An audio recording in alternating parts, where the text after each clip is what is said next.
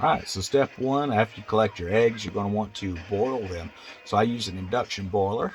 Just place your eggs in there, get your water above your eggs, and turn it on. This is going to do a heavy roll, so you're not going to have to stir your eggs and things like that. It's going to boil them up pretty good with just one process. It takes about, I don't know, 2-3 minutes.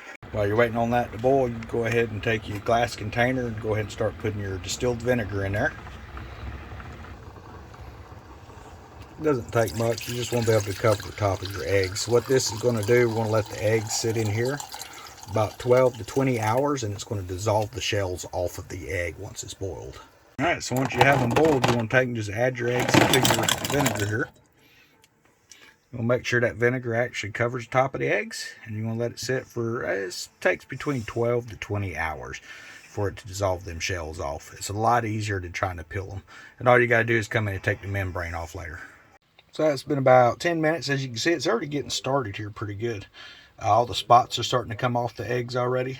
They're turning white. It takes, like I said, it takes about 12 hours for the egg itself to actually dissolve all the calcium off for the shells and things like that, but it's coming along pretty quick. Okay, so we skimmed some of the darker stuff that was the spots off.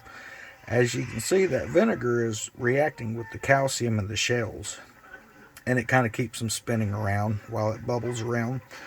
And eventually it's going to eat all of that shell off and just leave a membrane. All right, so we've got that started. Tomorrow we're going to work on getting some eggs pickled out.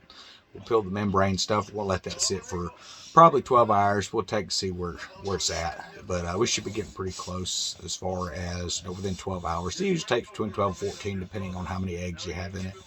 But I think instead of making a brine this time, I'm going to show you all an easy way to do this. So if you have like pickles or, pepperoncinis and stuff like that, you can actually just save the juice from those canned goods and jarred goods and things like that. And you can actually reuse that and pickle your own eggs with it. So we'll see y'all tomorrow.